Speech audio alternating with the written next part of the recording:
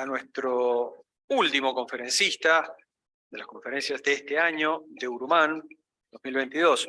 Lo quiero presentar, por favor, es el ingeniero Óscar Ferreño. Es ingeniero industrial, miembro de la Academia Nacional de Ingeniería, director de Relaciones Institucionales y Generación de Ventus, empresa de energías renovables uruguaya con actuación en Uruguay, Argentina, Chile, Colombia y Ecuador. Trabaja en generación de energía desde 1979 en empresas hidroeléctricas térmicas y desde el 2002 en energías eólica y solar y también fotovoltaica. Su conferencia, reitero, la última conferencia que tenemos de estos eventos, se denomina La paradoja de Tesla y Edison, pasado, presente y futuro de los mercados energéticos. Le damos un aplauso. A partir de ahora, Óscar Ferreño. Bueno, buenas tardes y muchas gracias. Gracias a la organización de Urumán y a la Asociación de Ingenieros por invitarme a dar esta charla, que espero que cubra las expectativas. Bueno, llamará la atención por qué la paradoja de Edison y Tesla y por qué pasado y presente y futuro de los mercados energéticos. El tema es que yo quiero que esto sea un llamador para mostrar que sea una reflexión sobre cómo los cambios tecnológicos pueden cambiar a los mercados energéticos. Y no hablo solo de mercados eléctricos, sino de mercados energéticos en general. Como todos deben saber, había una guerra entre Edison y Tesla, estos dos pioneros de la industria eléctrica, sobre si utilizar corriente continua o corriente alterna. Y sobre esto de que los cambios tecnológicos pueden cambiar los mercados energéticos, me gusta recordar en el año 92, yo ya tenía 10 años de profesional, estábamos reparando la 6ª unidad de la Central Valle que había sufrido un incendio y mi jefe, el ingeniero Cutinera, insistía en que teníamos que cubrir esa amortización en 8 años. Y yo pensaba, pero ¿cómo? Esta es una máquina que tiene una vida útil remanente de 20 o 30 años, parece que 8 años es muy poco. Y él me decía, no, Óscar, dice, mirá que los cambios tecnológicos pueden hacer que una tecnología se convierta en obsoleta en poco tiempo, así que tenemos que cerrarlo con un remanente de vida de menos de 10 años. Y yo pensaba, está mal eso, no es así. No hay nada más maduro que la tecnología de generación eléctrica y eso va a continuar. Bueno, unos años después, 2006, empezamos a ver la generación eólica y si alguien decía en ese momento que 10 años después, más del 50% de la generación de Uruguay iba a provenir de la fuente eólica, hubiesen dicho que estaba loco, que era algo imposible. Sin embargo, esos cambios se pueden dar. Decía, esa guerra era entre la corriente alterna y la corriente continua. La corriente continua, como todos saben, es más sencilla de almacenar y era lo que prefería Edison. La corriente continua no tenía el problema del factor de potencia, pero era mucho más sencillo transformar la energía mecánica en energía eléctrica y viceversa usando la corriente alterna y no la continua, ¿no? Los grandes alternadores, incluso los dínamos son alternadores que después tienen un rectificador. Es más sencillo pasar de corriente alterna a continua que pasar de continua a alterna. Es más sencillo cambiar el voltaje con corriente alterna, lo que permite usar el nivel de voltaje óptimo para cada etapa. O sea, los grandes sistemas eléctricos crecieron con un voltaje para generar, un voltaje para transmitir, un voltaje para consumir. Y eso se puede lograr solo con la corriente alterna. Pero Edison prefería la corriente continua y Tesla, que era empleado de Edison en esa época, prefería la corriente alterna. En realidad creo que ambos usaban los dos tipos de corriente, pero me parece que lo que Edison creía, y hay que verlo con estos ojos, era que lo mejor era producir la electricidad donde se usara. ¿Verdad? Como decir, bueno, tiene una generación distribuida, tiene una generación centralizada. Pero son, sin lugar a dudas, son dos genios contemporáneos. Edison tal vez fuera más práctico, entre otros temas se le atribuye la invención del fonógrafo y de la lámpara incandescente, que fue la que en el año 1878 puso la piedra fundamental para el inicio de los mercados eléctricos. Tesla era un verdadero científico, patentó los motores de inducción y los generadores de inducción, trabajaron juntos, pero se distanciaron por este problema porque insistían, uno quería continua, el otro la alterna. Incluso se dice que Edison inventó la silla eléctrica para mostrar que el alto voltaje era peligroso. Entonces él no quería saber nada de eso. La verdad que esto fue una guerra tremenda, ¿no? Pero si uno mira para atrás, dice, bueno, evidentemente la parte de esa guerra, la parte técnica, la ganó Tesla, porque lo que triunfaron fueron los sistemas de Tesla, los sistemas de corriente alterna. Sin embargo, Edison se llevó la fama y la fortuna, porque si ustedes ven, Edison terminó rico, Tesla terminó pobre. Hoy si uno va por Estados Unidos, Europa, grandes compañías eléctricas tienen el nombre de Edison en alguna parte de su nombre, ¿no? Ahora, insisto con lo que decía hoy. Yo creo que más que una guerra entre la corriente continua y la corriente alterna, era una guerra entre la generación centralizada y la generación distribuida. No podemos decir que Edison perdió. En los sistemas pequeños se utiliza la corriente continua. Los vehículos, los automóviles, utilizan corriente continua. A mitad del siglo pasado era muy común ver en la campaña uruguaya y de todo el mundo, creo yo, los famosos wind chargers que producían corriente continua para abastecer mediante generación eólica, para abastecer baterías que luego abastecían el consumo interior. En esta historia, Tesla se impuso verdaderamente en los mercados eléctricos y sobre todo por esa economía que presentaba, esa economía de escala que presentaba la generación centralizada. Tesla se asoció con Westinghouse, luego Tesla le cedió las patentes y se dedicó a otra cosa y terminó pobre. Edison se asoció con JP Morgan, fundó la General Electric y finalmente le compró las patentes a Westinghouse que eran de Tesla y siguió funcionando con los sistemas eléctricos de corriente alterna. Hoy Edison es el conocido de los mercados eléctricos y creo que a Tesla lo está haciendo famoso ahora el hecho de que hay una marca de automóviles que funcionan con baterías de corriente continua. Y esto sería una primera paradoja, pero no es la paradoja que yo quiero mostrar acá, en esta realización. Bueno, los mercados eléctricos crecieron hasta los años 80, yo creo que hasta que Margaret Thatcher tomó el gobierno en Inglaterra, el mercado eléctrico era un servicio público regional. Había una región donde el mercado eléctrico estaba definido. Esas tarifas se regulaban por el Estado, las empresas estaban integradas verticalmente, o sea, le daban la concesión, o era el Estado, o el Estado regulaba y daba una concesión a una empresa para que diera el servicio de electricidad. Y generaba, transmitía y distribuía. Era totalmente integrado, verticalmente. Esto era poco eficiente. Un ejemplo de eso, cerca acá, no en Uruguay, porque en Uruguay siempre lo dio el Estado, pero por ejemplo en Central Puerto, en Argentina, es una central que está frente ahí está, en la costanera, frente a Palermo, sobre el río de la Plata. Uno mira esas centrales de generación y son verdaderas catedrales. Tienen campanarios, una central de generación con campanarios, tienen piso de mármol, tienen puertas de roble, tienen vitró. ¿Y eso por qué era? Y ahí me explicaron, y lo que pasa es que eso era una concesión de una empresa suiza y la tarifa se ponía en función de la inversión. Entonces uno trataba de colocar la mayor cantidad posible de inversión para tener una tarifa más alta. Bueno, eso es lo que en los años 80 cambió y se dijo no. La transmisión y la distribución puede seguir siendo un servicio público. Es como una carretera donde va la energía, pero la generación puede ser libre y cada usuario podrá elegir a quién le quiere comprar la energía. Y eso funciona y hoy prácticamente es así en todas partes del mundo. Ahora, la característica de este servicio eléctrico es aquel de que en cada instante lo que se genera tiene que ser igual a la demanda.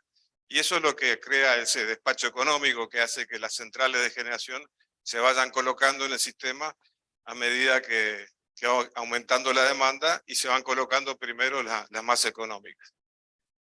Bueno, como decía hoy, A partir del año 80 eso dejó de ser un servicio público, pasó a ser un servicio de libre competencia y se obligó a la desintegración vertical de las empresas, por lo menos en sus balances económicos.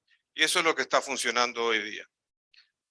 Y estos mercados eléctricos, si uno los mira a nivel mundial, este no es el caso de Uruguay, pero se alimentan más o menos un 20% por hidroeléctricas, un 10% por energía nuclear y un 70% por combustibles fósiles. O sea, el mercado eléctrico toma energía de los combustibles fósiles en su gran mayoría.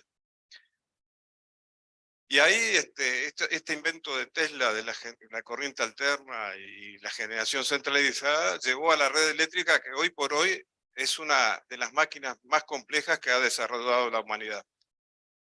Ahora bien, también a partir de los años 80 empezó a surgir otro problema, que era el problema del cambio climático. Hasta ese entonces, estoy hablando del año 80, ¿no? Emitir CO2 era totalmente admisible.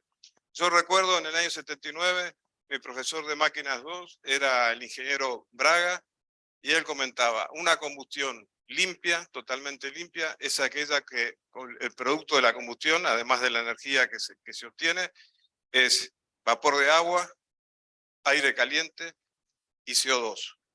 El CO2 era algo totalmente limpio. Bueno, a partir del año 80 la humanidad empezó a comprender que no puede seguir emitiendo CO2. Lo que estamos haciendo es, en un lazo de muy poco tiempo, menos de 200 años, volcando el carbono que la naturaleza enterró bajo tierra, lo estamos despegando, sacando, quitándolo y volviéndolo al medio ambiente. El CO2 es un gas de efecto invernadero y hace que lentamente la temperatura de... Hay muchos gases de efecto invernadero, pero lo que la humanidad está cambiando es la emisión de CO2. Entonces, a partir de, creo que ahora se sabe, no podemos seguir emitiendo CO2, tenemos que abandonar el uso de los combustibles fósiles que cubren más del 70% del mercado eléctrico. Pero además los fósiles alimentan el transporte, ¿no? y alimentan a la industria. Y desde el punto de vista energético, si uno mide cuánto es el mercado de hidrocarburos y cuánto es el mercado eléctrico, nos vamos a encontrar que el mercado de hidrocarburos es 4 o 5 veces más grande que el mercado eléctrico. Cuando en Uruguay decimos ya tenemos una matriz eléctrica descarbonizada, hemos descarbonizado, hemos quitado el CO2 del mercado eléctrico, que es un 20% del mercado total. Bueno, si hoy dijéramos vamos a eliminar la emisión de CO2, y una de las formas es electrificando todo el resto del mercado energético, o sea, el famoso usemos todo eléctrico, el sistema eléctrico como lo conocemos hoy habría que multiplicarlo por 4 o 5 veces. O sea, si ponemos todos los autos en Uruguay eléctricos, todos los camiones y el calor que se usa en la industria lo hacemos a partir de electricidad, tenemos que aumentar el sistema eléctrico por lo menos 4 o 5 veces. Y esto que digo para Uruguay es válido también para el resto del mundo. Y bueno, ¿por qué se habla de poner energías renovables no convencionales que no emiten CO2 en el mercado eléctrico? Y bueno, porque el mercado eléctrico en sí mismo es responsable del 50% de las emisiones. El resto de el otro 50% se reparte entre transporte y la industria. Entonces, ¿cuáles son las energías más fáciles de obtener, que son más abundantes en el mundo y sobre todo y también en Uruguay? Bueno, la eólica y la solar se destacan por tener ese gran potencial y porque tienen costos que hoy son competitivos. Entonces, para eliminar el carbón del sistema eléctrico, usamos en Uruguay, y se está intentando usar en todas partes del mundo, la eólica y la fotovoltaica. Ahora, ¿qué características tienen estas energías? Que no son gestionables. Yo, si tengo una central térmica o si tengo una central hidroeléctrica, las voy a usar en el momento que las preciso y puedo mantener que el sistema eléctrico, ese balance que instante a instante, la generación tiene que ser igual a la demanda. ¿Por qué Uruguay pudo poner tanta energía eólica y tanta energía fotovoltaica sin ningún problema de gestión? Bueno, porque Uruguay dispone de las centrales hidroeléctricas, que si uno hace la cuenta cuando tienen los lagos llenos, tenemos el equivalente de energía al consumo de 45 días de demanda. Imaginemos que Uruguay tiene entre las 3 represas del Río Negro y la mitad de Salto Grande, una enorme batería que permite guardar 45 días de demanda. Pensemos que cuando se habla de instalar baterías en el sistema eléctrico, son baterías de 2 o 3 horas de duración para lo que puede ser la demanda de una casa o de una industria. Bueno, esta es la clave de que Uruguay haya podido usar la eólica. ¿Y por qué son tan buenas las centrales hidroeléctricas? Bueno, porque yo cuando tengo energía eólica o solar, guardo esa energía en los lagos. Es agua que no uso y la voy a tener después. ¿Y por qué son tan buenas las centrales térmicas que funcionan a fueloil o a carbón? Bueno, porque en el patio de combustibles, en el parque de combustibles o en el patio de carbón de las centrales térmicas, tengo la batería que me permite almacenar esa energía. Bueno, ¿cómo son estas tecnologías de la eólica y la solar? Bueno, la eólica es milenaria, ¿no? Existió desde, bueno, los molinos de Quijote funcionaban con viento, ¿no? Y cuando empezó los mercados eléctricos se adaptaban muy bien a la corriente continua, porque uno podía almacenar esa energía en las baterías. Sin embargo, el viento tiene variaciones muy bruscas y esas perturbaciones, si lo vamos a pasar a la corriente alterna, se transforma en perturbaciones que perjudican la producción. Si uno mira hoy un aerogenerador moderno, un molino moderno, lo que hace es tener una velocidad variable, adaptar su velocidad de giro a la velocidad del viento. ¿Y cómo logra eso? Bueno, produciendo su generación en corriente continua y luego mediante inversores en corriente alterna para inyectarla. O sea que la generación eólica produce directamente en corriente continua y luego se transforma a corriente alterna. Y la fotovoltaica, que tiene unos 60 años de desarrollo, pero que tiene impulso en los últimos años, también produce en corriente continua y con un inversor se la convierte en corriente alterna. Bueno, si queremos descarbonizar toda la matriz energética, ¿qué tenemos que hacer? Y bueno, tal vez electrificar todos los otros usos. Y como decía hoy, esto es multiplicar por 4 o 5 veces el sistema eléctrico que conocemos hoy. Acá me gusta mencionar a un pionero que he olvidado, que es Paul Lecor. Es un danés, los daneses lo tienen como el científico que puso la piedra fundamental para el desarrollo de la energía eólica moderna. Mediante túneles de viento diseñó los molinos allá por 1900, pero la preocupación de Lacour era cómo almacenar esa energía que producían los molinos. Y yo quiero mencionar acá que él utilizaba hidrógeno. Mediante la energía eléctrica de los molinos producía hidrógeno y obtenía hidrógeno que alimentaba las luminarias de gas o lo almacenaba en garrafas para producir mediante el sistema inverso electricidad. Este hombre hace 120 años fue el primer productor de lo que hoy se conoce como hidrógeno verde y que está tan de moda.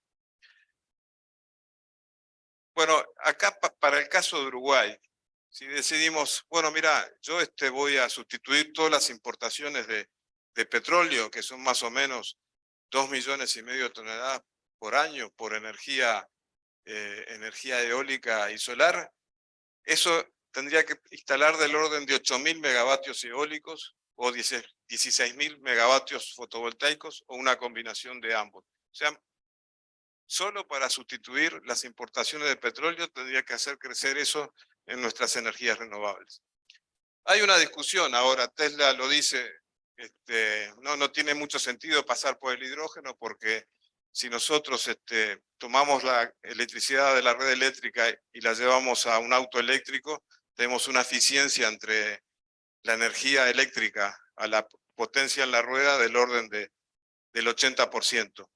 Y si tomamos eso para producir hidrógeno, más o menos con una eficiencia del orden de 60-61%, y luego de hidrógeno lo llevamos a un automóvil, a un camión, para producir electricidad y volverlo a mover, tenemos una eficiencia del 40%. Entonces, Max, el dueño de Tesla, dice, no tiene sentido hacer competir una cosa con la otra.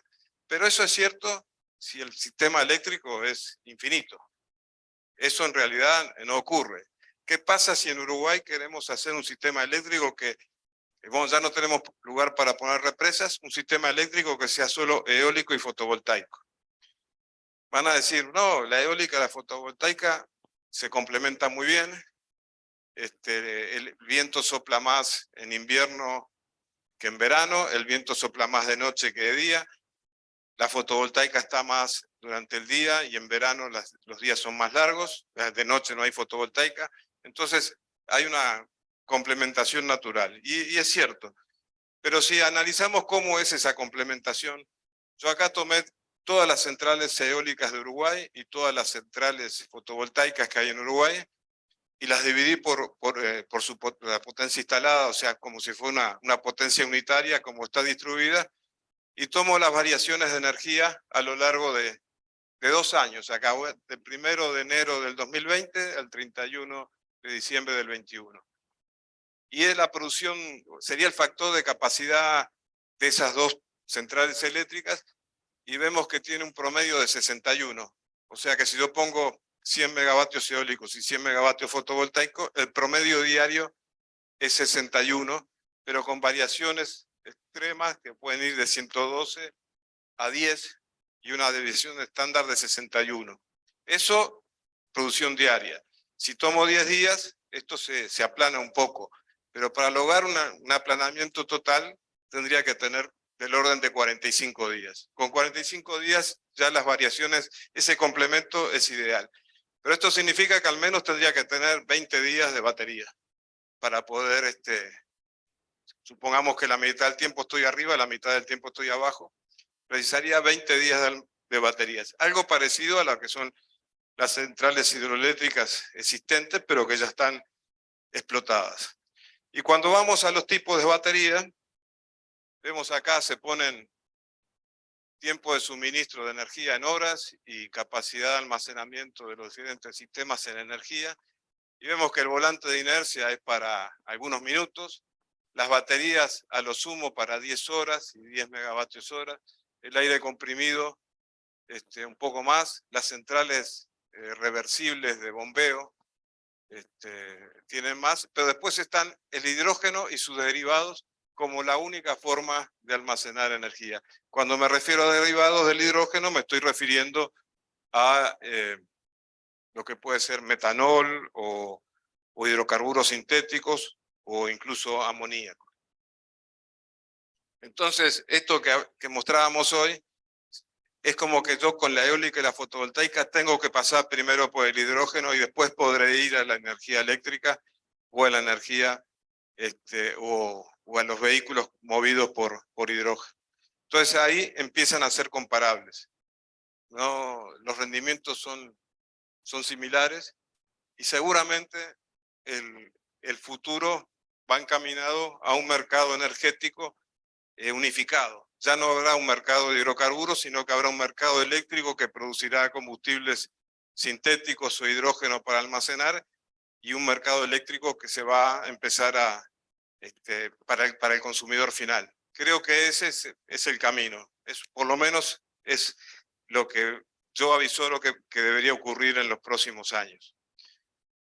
Entonces, como decía acá, hay una necesidad de cambio en los mercados energéticos que existen desde hace más de 100 años, que coexisten, el de hidrocarburos y encima de él el eléctrico, que es 4 o 5 veces más chico que el de hidrocarburos. Y como hay que eliminar el CO2, no va a haber más remedio de hacer un mercado energético común que se apoye en energías renovables y en hidrógeno verde. O sea, hay una necesidad de unificar ambos mercados. Seguramente la generación de energía se va a multiplicar varias veces, 5 o 6 veces.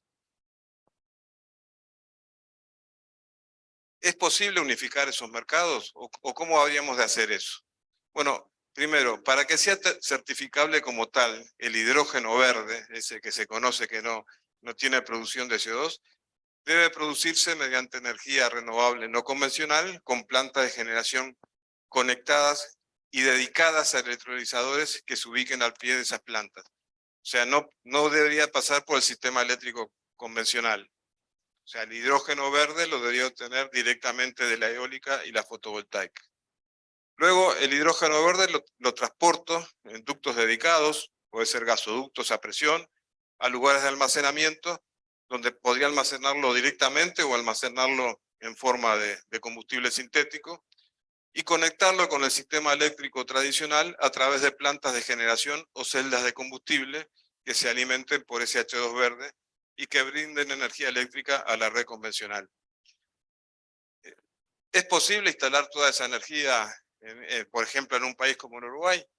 Y bueno, sí, nosotros hemos instalado 1.500 megavatios de energía eólica a razón en áreas que ocupan más o menos, que abarcan del orden de 45.000 hectáreas, razón de 1 megavatio cada 30 hectáreas, pero en lugares donde es una estancia donde se puede seguir criando vacas, se puede seguir plantando arroz o plantando soja o lo que sea. Es como ponerle un segundo piso al campo y aprovecharlo para generación eólica.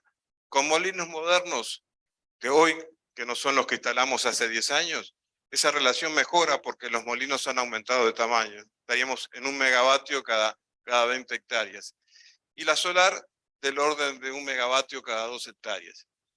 Un ejemplo de Uruguay con España. Uruguay hoy tiene en su superficie de 180.000 kilómetros cuadrados, tiene instalado 1.500 megavatios. Y España, que es 3 veces más grande que Uruguay, tiene 30.000 y piensa poner 60.000. O sea que no hay ninguna duda que esto se puede lograr en un país como Uruguay. El arroz utiliza 600.000 hectáreas, el trigo 200.000 hectáreas. La ganadería, que es perfectamente compatible con la eólica, tenemos 13 millones de hectáreas. Y yo lo que digo es que la producción de H2 verde se puede catalogar como una producción agropecuaria más. Entonces, no solo podremos hacerlo para satisfacer las necesidades de Uruguay, sino así como hoy Uruguay produce alimentos para varias veces su población, capaz que en un futuro podemos producir energía verde, energía limpia, para varias veces nuestra población. Además, se habla mucho de que cómo se hace el combustible sintético, y dicen, bueno, mezclando hidrógeno con carbono. Y si ese carbono, ¿de dónde se saca? Y bueno, lo mejor es sacarlo del aire, capturando el carbono desde el aire. Eso es lo que está haciendo Porsche en Punta Arenas, haciendo combustibles hidrocarburos sintéticos con energía eólica y con carbón capturado del aire. Bueno, Uruguay, por suerte, tiene la máquina de capturar carbón del aire más grande, que es la forestación. Hoy las 3 plantas papeleras que van a estar funcionando en poco tiempo emiten CO2 biogénico porque se tomó carbón del aire, o sea que es neutro con el medio ambiente, a razón de 600 toneladas por hora, y que es suficiente para, por ejemplo, para producir el 15% de la demanda de metanol que hay hoy en el mundo.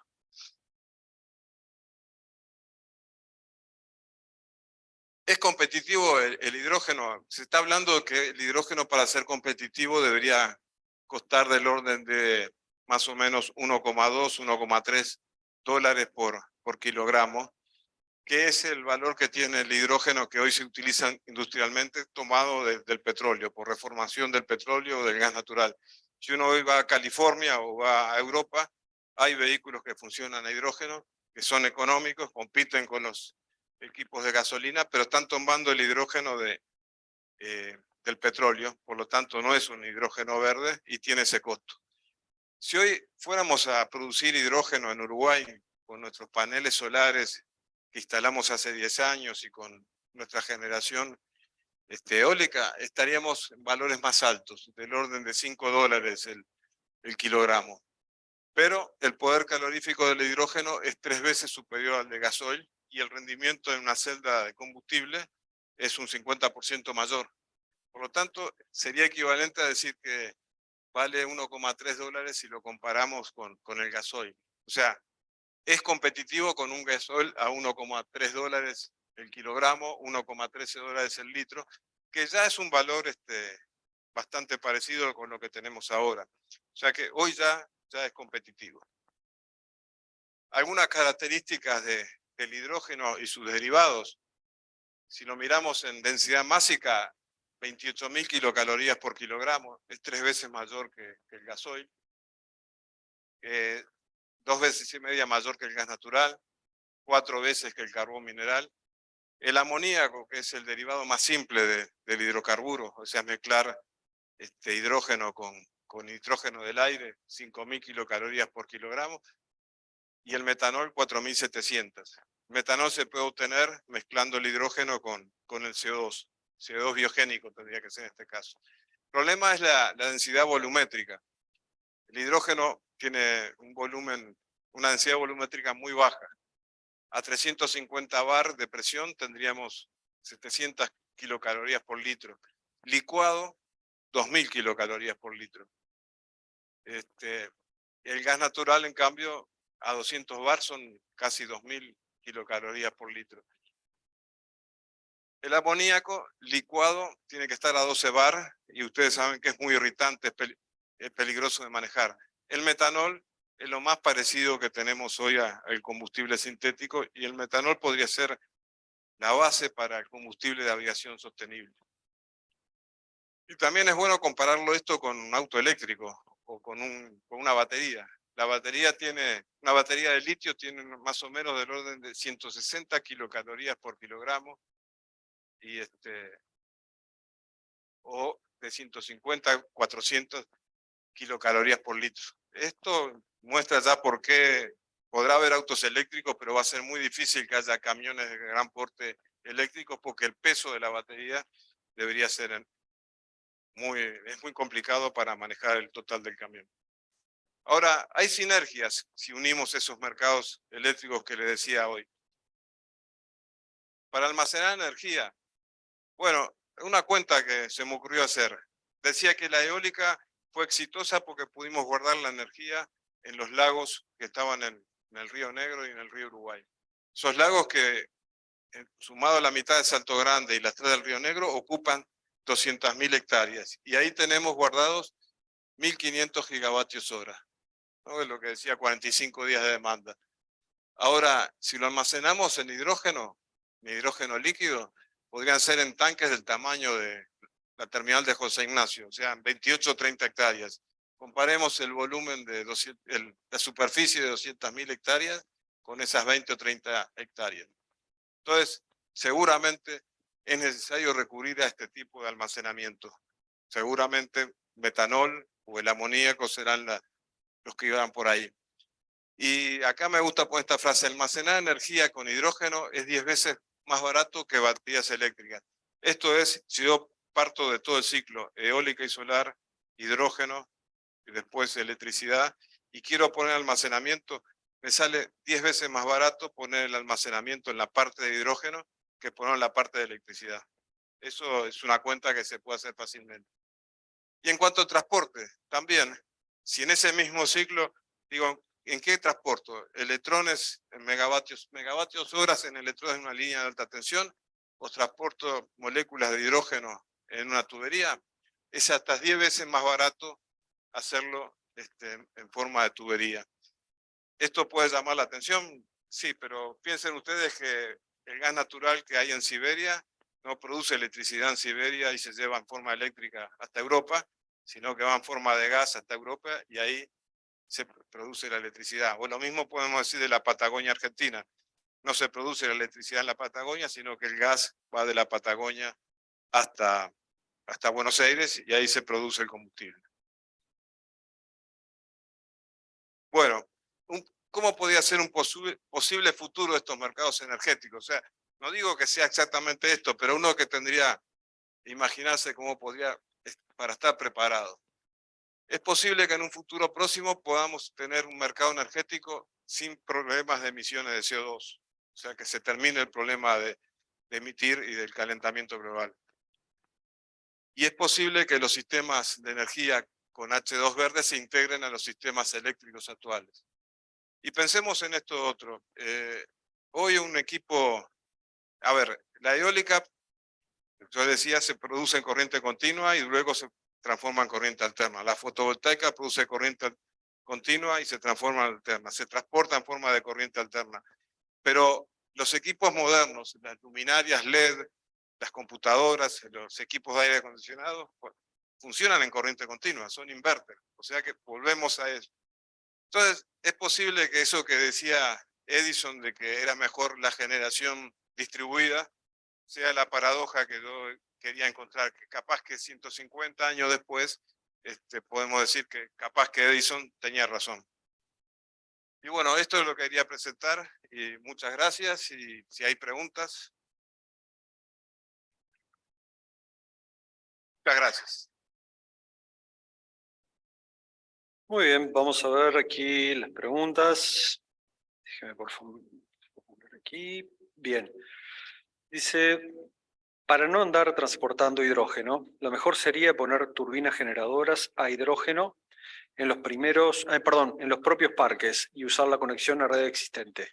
Bueno, es posible, pero yo mostraba que era más barato transportar el hidrógeno. Entonces, capaz que, o sea, no va a ser esto ahora, pero capaz que mañana hacemos una central offshore, eólica offshore, en medio de la plataforma continental uruguaya, en el medio del mar, se transporta el hidrógeno hasta tierra y la turbina se pone en tierra, porque va a ser más barato que producir la electricidad al lado de la plataforma offshore y llevar la corriente.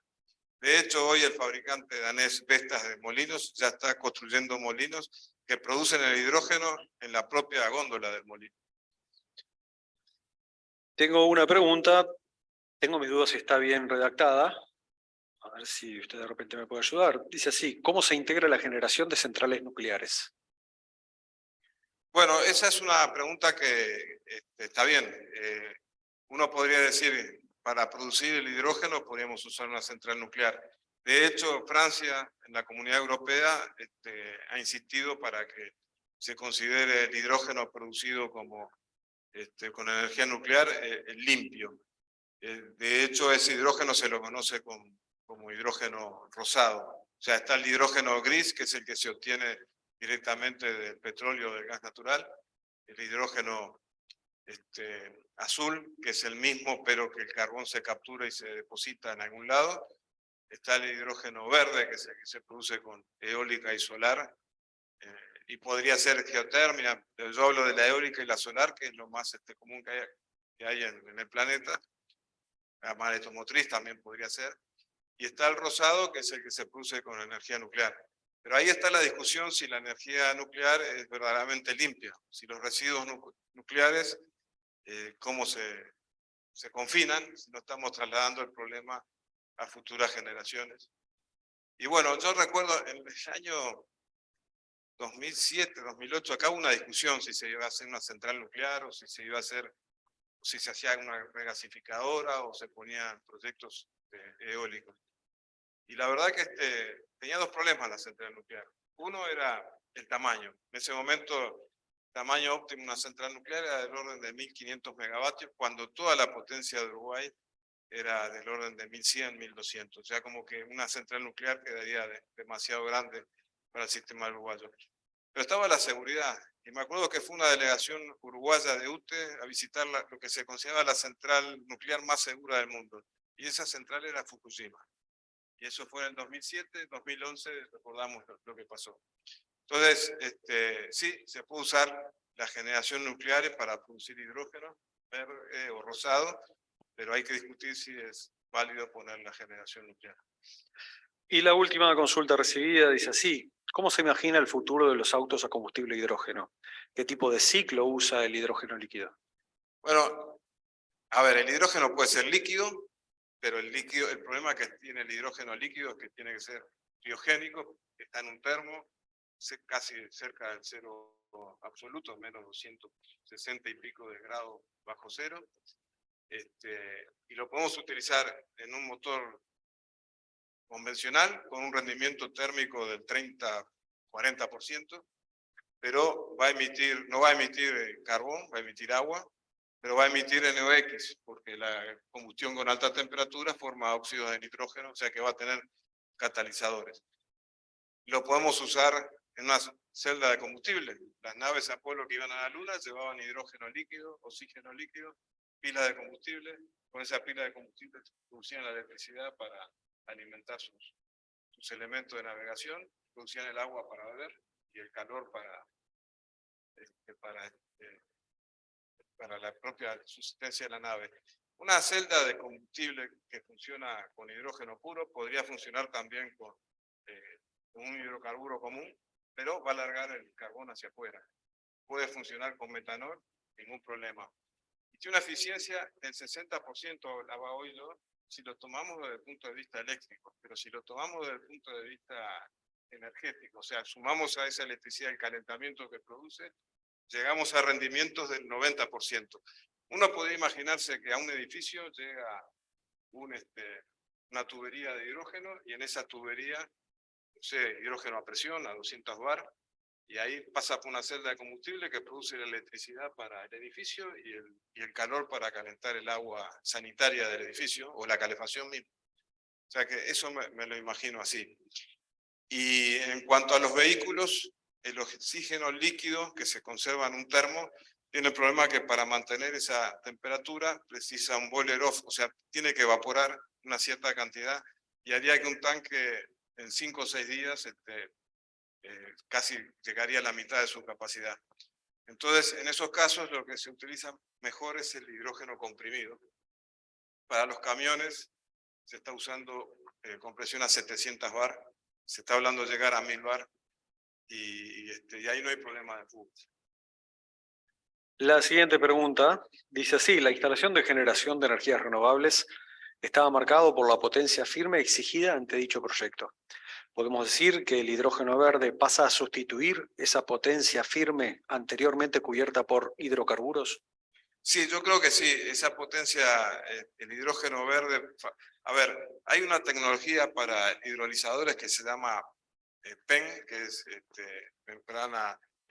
una membrana protónica, que tiene la particularidad, es lo que se está usando ahora, de que funciona muy bien con las variaciones de temperatura, con las variaciones de potencia. En cambio está la alcalina, que era la más antigua, que era casi on-off, tenía que funcionar a más o menos valores constantes de energía. Entonces, las PEN son muy útiles para acoplarlas a la eólica y a la solar y producir hidrógeno, y ese hidrógeno dar, más que potencia firme, yo diría esa necesidad de poder gestionar el sistema eléctrico. Por eso decía hoy que el hidrógeno verde en una turbina de gas con hidrógeno o en una celda de combustible podría dar esa energía firme que precisa el sistema eléctrico. ¿Alguien dentro del auditorio necesita hacer alguna consulta? ¿No? Y uno de los comentarios o simplemente un saludo es tan simple como: muy clara la exposición, ingeniero, felicitaciones. Muchas gracias, Bueno, y decimos gracias lo a mismo con un ustedes. aplauso.